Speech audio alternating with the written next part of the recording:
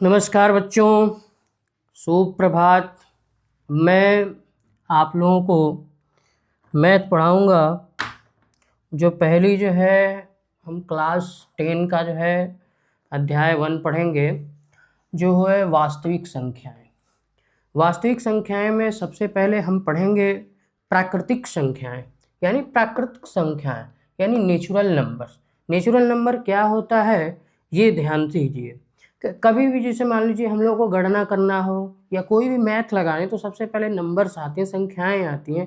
तो हमें पहले ये पता करना होता है कि प्राकृतिक संख्याएं कौन सी है, अन्य संख्याएं कौन सी। तो आज हम पढ़ेंगे केवल प्राकृतिक संख्याएं के बारे में कि प्राकृतिक संख्याएं क्या होती है। तो प्राकृतिक संख्याएं होती है गणना के लिए उपयोग की जाने वाली संख्याएं प्राकृत संख्या कहलाती हैं।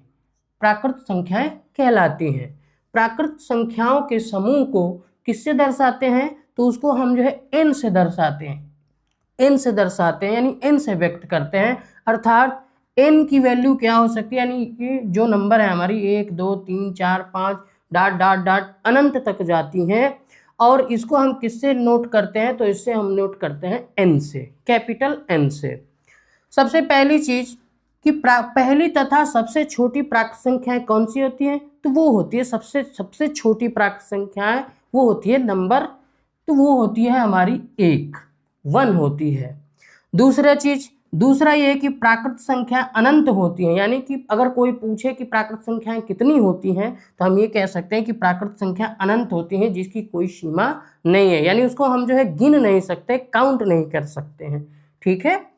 तीसरी है कोई भी संख्या सबसे बड़ी अथवा अंतिम प्राकृत संख्या नहीं होती है। अर्थात अगर कोई पूछे कि ये बताइए कि अंतिम जो है प्राकृत संख्या कौन सी है, तो अंतिम प्राकृत संख्या कोई नहीं हो सकती है। क्योंकि अगर मैं बोलूं कि अंतिम प्राकृत संख्या 100 है यानी 100 है, तो आप कहेंगे सर 100 के आगे तो भी एक आता है, अगर जोड़ दें एक तो 101 होते हैं।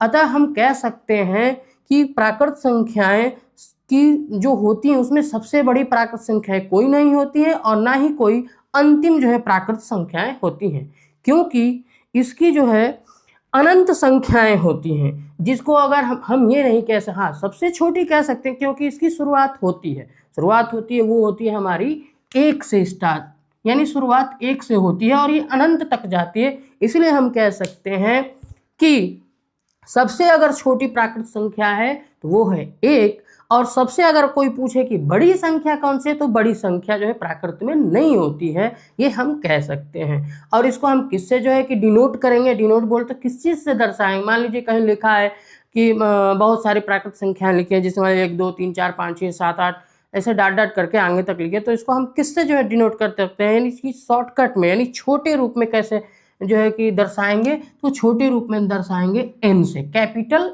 N से दर्शाते हैं। ठीक है बच्चों, आप लोगों को इतना समझ में आया होगा। अगर इतना आप लोगों को समझ में आया है तो आप लोगों को मैं आगे की भी जो है संख्याएं बताऊंगा कि वास्तविक संख्याएं में और कितनी संख्याएं आती हैं, यानी अगले जो है कि हम पूर्ण संख्या किसे कहते हैं, परिमेय संख्याएं किसे कहते हैं, ये सब चीज़ों के बारे में, ये सभी संख्याओं के बारे में हम आपको बताएंगे। ठीक है बच्चों, तो आप लोग जो है मेहनत से इसको पढ़ें और आगे बढ़ें। आप पढ़ेंगे आप ही आगे बढ़ेंगे। ठीक है बच्चों, ठीक है, बस इतना आज के लिए इतना ही।